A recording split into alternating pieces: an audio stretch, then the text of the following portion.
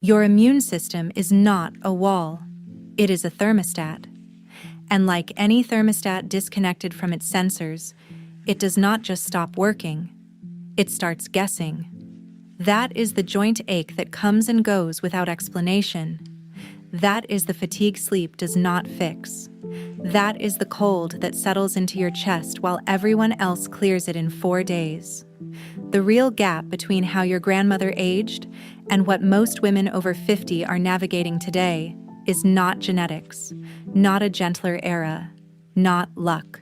It is calibration signals, specific biological inputs that told her immune system what kind of environment it was operating in, what was dangerous, what was not, and when to stand down.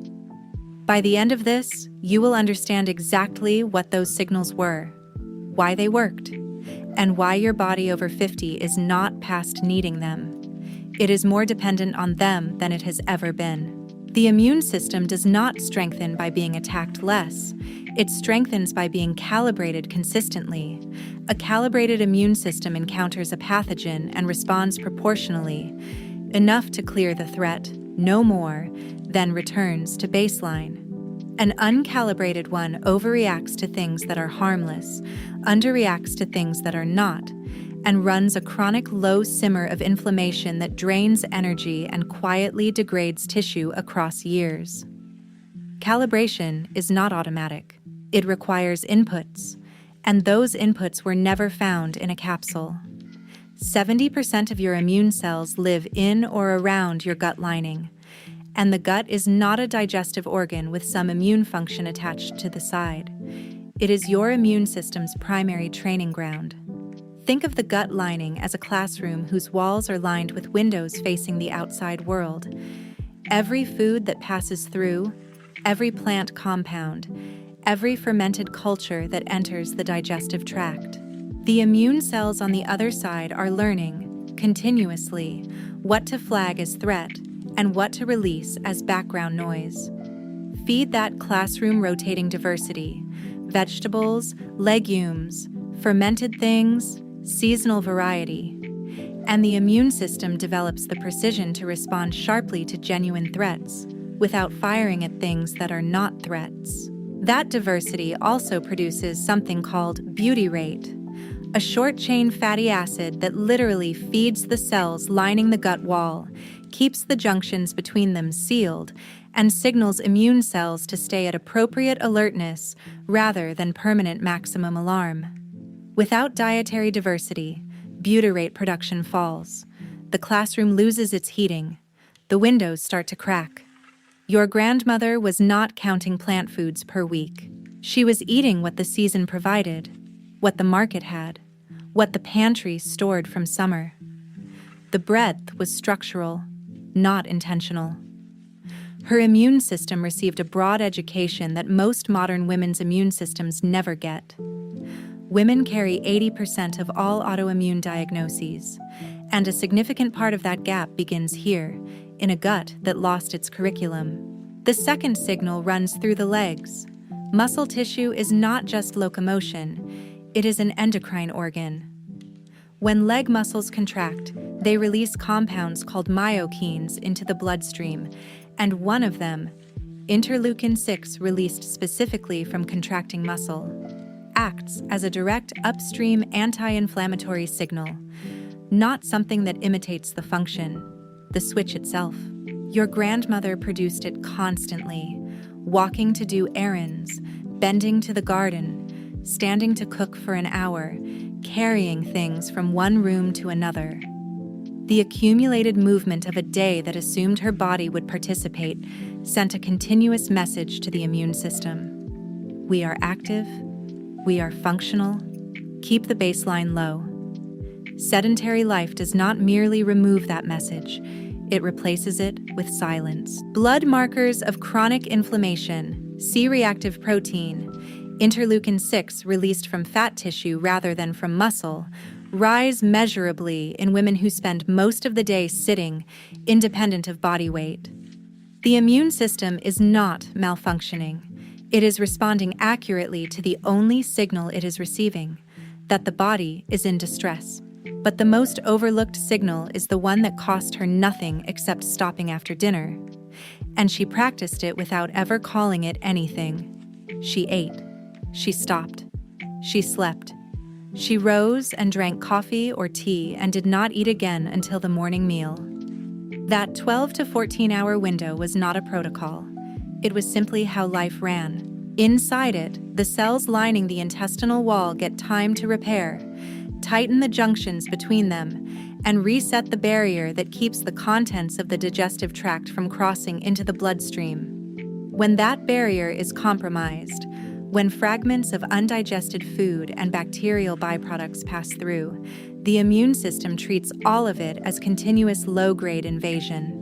That is one of the most consistent upstream drivers of systemic inflammation identified in gut research over the last 2 decades. Your grandmother's gut lining ran its maintenance every night.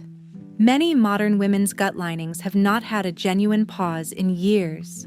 There is a fourth signal, and it runs through the nervous system. Cortisol, the stress hormone, is a direct immune regulator.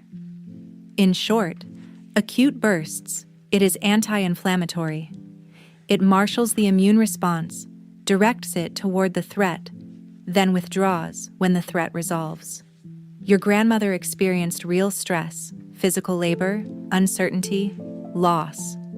But most of it was the kind that concludes. The heavy thing gets put down.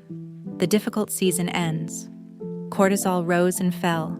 The immune system received a signal it was designed to interpret. Chronic low-grade stress, the ambient kind, produced by persistent low-level demands and a nervous system that never fully powers down, keeps cortisol elevated without resolution, and cortisol held at a chronic low simmer does not support immune function the way acute cortisol does. It suppresses it, specifically the adaptive immunity responsible for catching pathogens before they establish themselves. The immune system can manage a storm. It cannot manage permanent drizzle. None of this, however, is as simple as copying your grandmother's habits and expecting the same results, because there is a variable that changed for women over 50 that most immune health advice entirely misses. Estrogen is not a reproductive hormone with mood effects attached to the side. It is one of the primary regulators of immune function in the female body. It modulates how immune cells respond to signals, suppresses specific inflammatory pathways, and maintains the gut barrier integrity that keeps the immune system from fighting a constant stream of false alarms. When estrogen drops at menopause, the immune system does not just lose support. It loses a manager. The thermostat loses a primary sensor. Women in the first years after menopause show measurable increases in C-reactive protein and baseline inflammatory markers compared to premenopausal women of similar weight and lifestyle. Not because something broke, but because the signal that was suppressing chronic immune activation is no longer operating at the same level. The immune system has not suddenly become incompetent. It has lost a regulatory backstop that was doing work the behavioral inputs now need to do. This is why every signal in this video matters more after 50 than before. Your grandmother's estrogen was doing quiet background work even when the behavioral inputs were imperfect. A postmenopausal body needs the food diversity, the leg movement, the fasting window, and the resolved stress to carry more of that regulatory weight themselves. These are not optional wellness habits. They are the replacement signal stack. The body is still listening. It has not changed what it is waiting to hear. I built strong past the drop for the gap between understanding this and knowing what to actually do on a Monday morning. I kept watching women over 50 finally understand their bodies and still not be able to build a day around it, because eating less and training harder had stopped working, and nobody had explained why.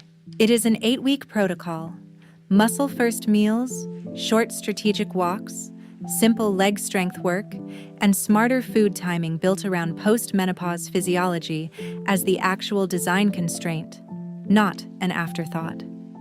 The link is on screen if you want it. But there is one more signal your grandmother had that almost no conversation about immunity names.